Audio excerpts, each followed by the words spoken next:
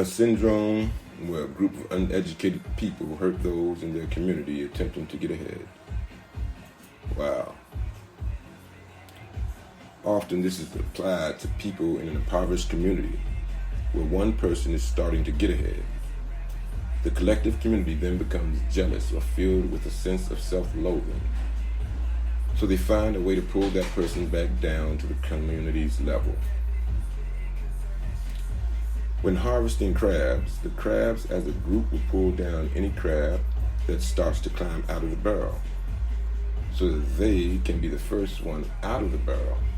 Hence, crabs in a barrel. Have you ever tried to understand the wisdom to discerning crabs in a barrel?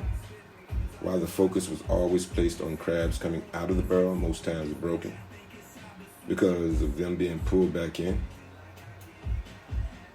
Those in the barrel trying to pull others down and position themselves so that they can get out instead.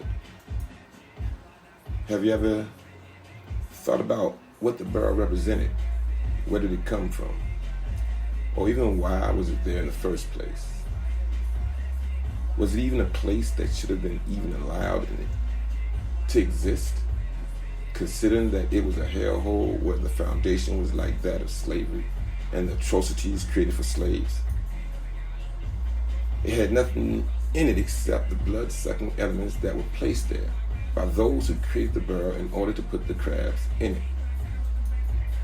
Use your imagination. In the barrel were economic vampires owned by Arabs, Koreans, Caucasians, just other ethnicities other than the crabs. They took from the nothing in the barrel for hundreds of years, replacing what they took with everything they could think of to keep the crabs dysfunctional.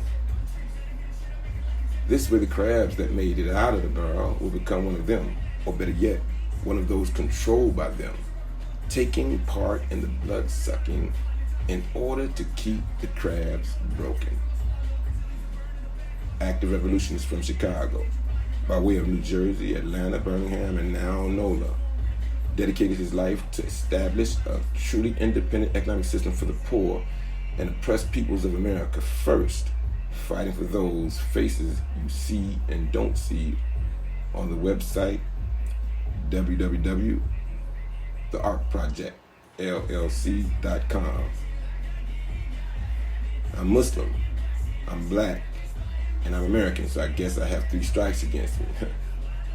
I'm here reaching out to those concerned about the great divides that no one wants to address, and I'm here to address them head on: social injustice, Islamophobia, systematic oppression, etc.